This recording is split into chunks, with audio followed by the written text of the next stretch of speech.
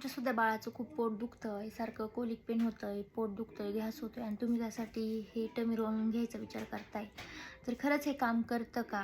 तर हा व्हिडिओ पहा. तर गाईज हे मी माझ्या बेबीसाठी घेतलं होतं, तर मी विचार केला तुमच्यासोबतसुद्धा ह्याचा रिव्ह्यू शेअर करू. तर हे जे प्रोडक्ट आहे हे मदर्स वार्थचं आहे आणि हे 100% आयुर्वेदिक आहे. त्यानंतर काही ह्याच्यात सगळे आयुर्वेदिक घटक आहेत, हिंग वगैरे जे डायजेशनसाठी गरजेचं असतं ते. त्यानंतर ह्याची प्राईज मला काहीतरी ऑफरमध्ये हे कमी मिळालं होतं. आता सध्या काय त्याची प्राईज हे नाही सांगू शकत मी. त्यानंतर गाईज हे म्हणजे आता मी ह्याच्याबद्दल बोलते थोडंसं की कसं काम करतं.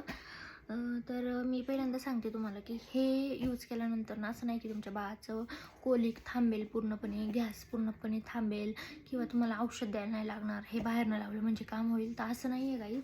त्यासाठी औषध द्यायला लागतं काही वेळेस. हे पूर्णपणे एकदम 100% माझ्या बाळाच्या केसमध्ये आणि काम केलेलं नाही आहे, पण हे जे स्ट्रक्चर आहे ना हे माझ्यामध्ये काम करतं.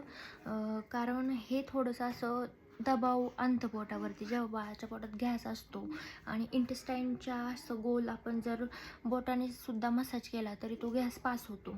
तर हे थोडंसं पोटावर प्रेशर आणून तो गॅस बाहेर निघू शकतो. पण खूपच पोट दुखतो आहे आणि म्हणजे पूर्णपणे गॅस याने नाही निघणार, त्यासाठी काही एक्सरसाइज घ्याव्या लागतात बाळाच्या आणि काही वेळेस तुम्हाला औषधसुद्धा द्यायला लागतं.